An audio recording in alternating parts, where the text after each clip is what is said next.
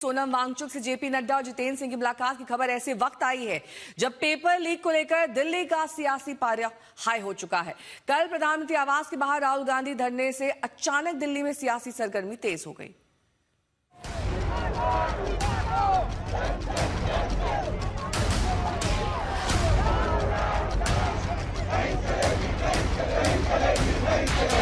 पहला धर्मेंद्र प्रधान और अमित शाह का रेजिग्नेशन, दूसरा कि स्टूडेंट्स को जिन्होंने मारा है, जिन्होंने ह्यूमिलिएट किया है, उन पर एक्शन लिया जाए और जो भी स्टूडेंट्स पर केसेस हैं उनको हटाया जाए।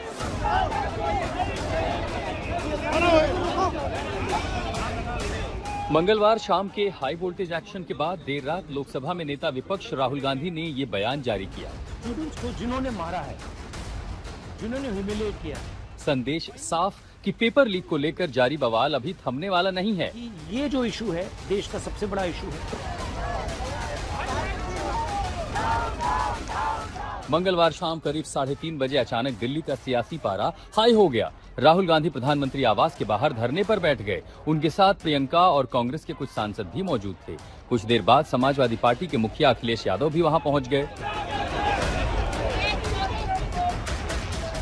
राहुल का यह कदम सरकार के लिए बिल्कुल अप्रत्याशित था, लिहाजा सरकार फौरन एक्शन में आई। केंद्रीय मंत्री जितेंद्र सिंह और गृह सचिव को राहुल गांधी से बात करने के लिए भेजा गया, लेकिन बात नहीं बनी। जितेंद्र सिंह ने आरोप लगाया कि राहुल अपनी ही बातों से मुकर गए और अचानक मांगे बदल दी। हमने जब ये बात वहीं पर राहुल गांधी जी के आगे दोबारा रखी तो बोले कि साहब मुझे तो शिक्षा मंत्री का इस्तीफा भी चाहिए। तो हमने कहा साहब अभी कुछ ही क्षण पहले आपसे बार बार जब पूछा गया कि आपका क्या मुतालबा है तो आपने ये कहा था कि अगर मुझे ये आश्वासन दिया जाए कि संसद में कांग्रेस पार्टी को भारत सरकार चर्चा करने देगी या करने के लिए तैयार है तो मैं तुरंत ये धरना समाप्त कर दूंगा। लेकिन अब आप अपनी बात से हट रहे हैं। तो बोले साहब ये तो मेरी मर्जी है, मेरी मांगें बदल चुकी हैं।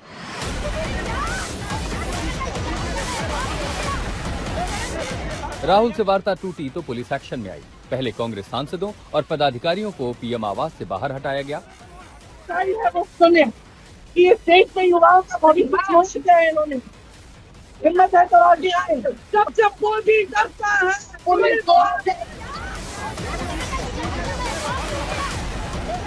और फिर राहुल गांधी और अखिलेश यादव भी वहां से उठा लिए गए।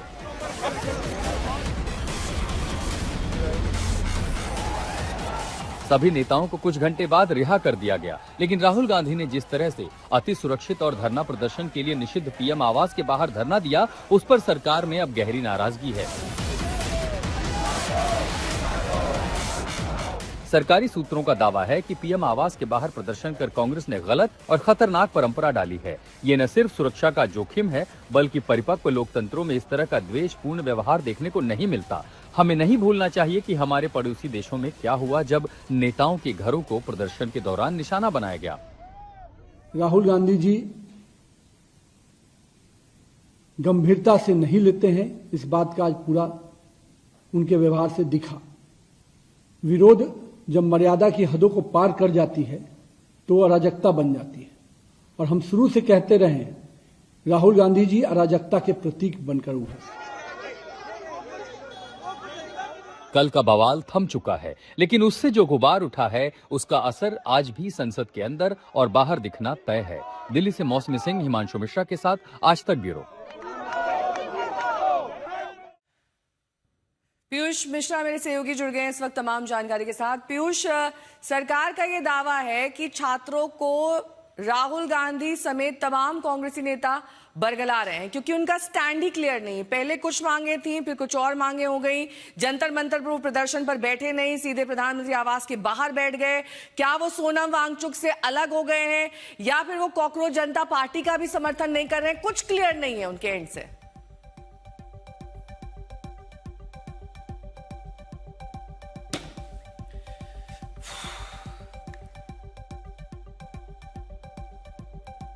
परिपक्व लोकतंत्र में इस तरह से प्रदर्शन करना ठीक नहीं है। धरने पर सवाल उठ रहे हैं। पड़ोसी देशों में क्या कुछ हुआ वो ना भूलें।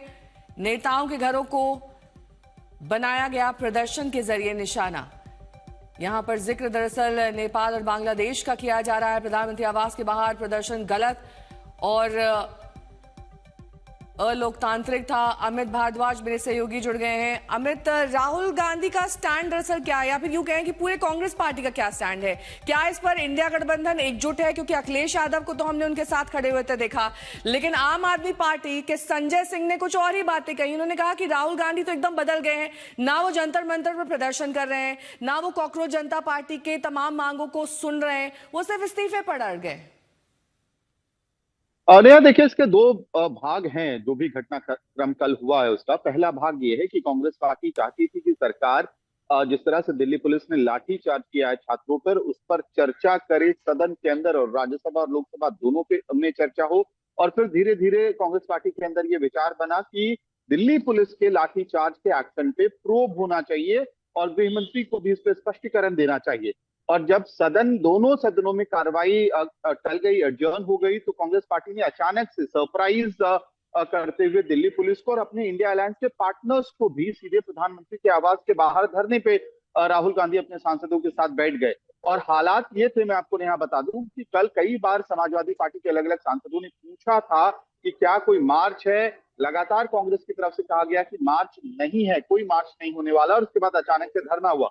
अखिलेश यादव वहां पे निश्चित रूप से बड़ा दिल दिखाते हुए, या जो आखिरी मोमेंट में कोऑर्डिनेशन हुआ होगा, जिस तरह से समाजवादी पार्टी और आरजेडी के सांसद वहां पहुंचे थे, ये लोग जरूर पहुंच गए। लेकिन आम आदमी पार्टी जो अब इंडिया गठबंधन का हिस्सा नहीं है, उन्होंने बड़े आरोप लगाए हैं राहुल गांधी और कांग्रेस पार्टी पे। उनका कहना है कि जंतर मंतर पे लोगों को बुलाने के बजाय राहुल गांधी अपने धरने में बुला रहे हैं लोगों को, जिससे जो धरना चल रहा है जंतर मंतर पे वो कमजोर हो सकता है। और जो मंशा है कांग्रेस पार्टी की, उसके ऊपर सवाल उठा रहे हैं। तो निश्चित रूप से विपक्ष में तो एक तरह से दो धाराएं दिख रही हैं, लेकिन अगर आप इंडिया गठबंधन की बात करेंगे तो वहां पर कम से कम जो सीनियर पार्टनर कांग्रेस है, और उसके बाद जो सबसे ठीक बड़ा है, मैं दल है लौटूंगी आपके लोकसभा पास। के अंदर। पीयूष मिश्रा मेरे सहयोगी जुड़ गए हैं। पीयूष, सरकार का क्या स्टैंड है? कल जिस तरीके से प्रदर्शन राहुल गांधी द्वारा किया गया, उसको लेकर सरकार ने काफी आलोचना की है, अलग अलग ट्विटर हैंडल से इसको व्यक्त भी किया गया है। अब आगे अगर राहुल गांधी कुछ इसी तरह की चीजें करते हैं तो जाहिर तौर पर पार्लियामेंट का सेशन तो नहीं चलेगा, लेकिन सरकार किस तरीके से इसे हैंडल करेगी? जी देखिए, बिल्कुल इसमें कोई दोहराई नहीं है कि मानसून सत्र में विपक्ष सरकार पर काफी हमलावर है, लेकिन सरकारी सूत्रों ने ये साफ कर दिया है कि जो भी कांग्रेस पार्टी कर रही है, जिस तरह की चीजें राहुल गांधी के द्वारा की जा रही है, वो पूरी तरह से राजनीतिक है। धर्मेंद्र प्रधान का इस्तीफे की जो मांग है वो पूरी तरह से राजनीतिक है। वहीं जहां तक नीट पेपर लीक की बात है, उसको लेकर सरकार ने शुरुआत से ही कड़े कदम उठाए। लगभग 13 लोगों को गिरफ्तार किया गया। पीएम नरेंद्र मोदी ने भी इसको घोर पाप कहा। कल पार्लियामेंट्री पार्टी मीटिंग में प्रधानमंत्री ने साफ कहा कि आगे आने वाले दिनों में सरकार कुछ ऐसे लीगल लुमिनरीज से बात करने की कोशिश भी करेगी, ताकि पेपर लीक के खिलाफ कड़े से कड़े प्रावधान लाए जाए, कड़े से कड़े कानून लाए जाएं। सरकार का ये साफ मानना है कि जब ये पेपर लीक हुआ, तब उसके बाद न सिर्फ धर्मेंद्र प्रधान ने इस पूरे पेपर लीक की जिम्मेदारी ली, बल्कि इस पूरे मामले को ठीक करने की भी कोशिश सरकार की तरफ से की गई। अब इस पूरे मामले में राजनीति हो रही है, और इसीलिए कल जो राहुल गांधी ने किया और उनके साथ जो काफी जो कांग्रेस के नेता मौजूद थे, वो पूरी तरह से एक राजनीतिक कृत्य था, और इसीलिए सरकार जो है इस पर ज्यादा ध्यान नहीं दे रही है। ठीक है, बहुत शुक्रिया तमाम जानकारी के लिए आपका। तो आखिर सरकार या दिल्ली पुलिस को कैसे नहीं लग पाई राहुल गांधी के धरने की भनक? पीएम आवास अति सुरक्षित क्षेत्र माना जाता है और यहां किसी को धरने की इजाजत नहीं है, फिर भी कैसे वहां पर राहुल गांधी धरने पर बैठ गए? कांग्रेस अपने प्लान को गोपनीय रखने में कामयाब रही। राहुल गांधी और प्रियंका गांधी दोपहर 2 बजे खड़गे के घर पहुंच गए थे। खड़गे के घर से पीएम आवास महज 300 मीटर की दूरी पर है। राहुल के बाद धीरे धीरे कांग्रेस के तमाम बड़े नेता वहां पहुंच गए, और कल खड़गे जी का जन्मदिन था, ऐसा लगा सब कुछ सामान्य है, ये दोनों वहां पर उन्हें बधाई देने पहुंचे। लेकिन जब सब कांग्रेसी इकट्ठा हो गए तो राहुल गांधी और प्रियंका गांधी पैदल पीएम आवास की तरफ बढ़ चले। ये भी पुलिस को असामान्य नहीं लगा। इसके बाद टुकड़ों में कांग्रेस के नेता वहां पीएम आवास के बाहर जुटने लगे। यही वजह है कि जब राहुल गांधी धरने पर बैठे, तब सरकार और पुलिस के मामले को गंभीरता से लिया गया।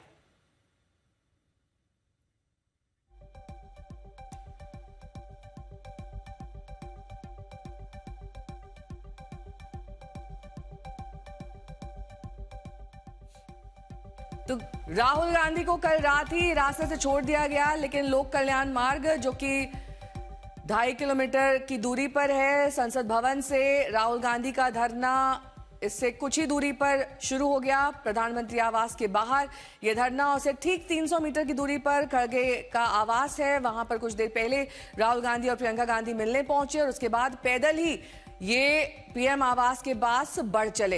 ये 10 राजधानी मार्ग की हम आपको तस्वीर दिखा रहे हैं ताकि आपको इस रास्ते का पता चल सके। ये 300 मीटर की दूरी दोनों ने पैदल ही तय करी और दोनों वहां पर जब पहुंचे उसके बाद धीरे धीरे करके तमाम कांग्रेस के नेता वहां जुटने लगे और इसने एक धरने का रूप ले लिया। जब राहुल गांधी पैदल जा रहे थे तब कुछ भी पुलिस को असामान्य नहीं लगा, लेकिन उसके बाद जब इस प्रदर्शन ने धरने का रूप ले लिया तो एक्शन लिया गया। तो राहुल गांधी को कल रात ही रास्ते से छोड़ दिया गया था। रिहाई के बाद राहुल गांधी प्लेटफॉर्म एक्स पर उन्होंने एक वीडियो संदेश पोस्ट किया है। राहुल गांधी ने वजह बताई कि उन्होंने क्यों पीएम आवास के बाहर धरने स्थल को चुना।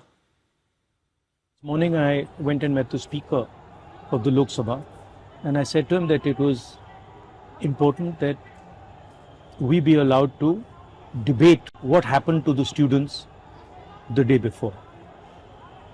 The speaker said he needed to take permission from the government, but it was very clear to us in the hours after that there was no interest in the government of having a debate. तो हमने decision लिया कि हम prime minister के घर के सामने जाके धरना करें और जो स्टूडेंट्स की इशू है, जो देश के लिए सबसे जरूरी इशू है और जो उनके खिलाफ किया गया है, वो हम नेशनल अटेंशन में लाएं और प्राइम मिनिस्टर का घर के सामने जाके करें।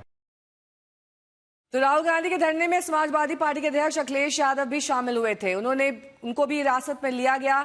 उन्होंने क्या मांगे रखी, उन्होंने क्या कुछ बयान दिया, आपको दिखाते हैं। हमारी मांग है सरकार से कि जो छात्रों की मांग है वो छात्रों की मांग को स्वीकार करें और जो मंत्री है और वो इस्तीफा दे दें या मंत्रिमंडल से हटा दें। ये दबाव जो है ये दबाव समझ में नहीं आ पा रहा है कि मंत्री क्यों नहीं हट रहे हैं। क्या दबाव है संगी साथियों का।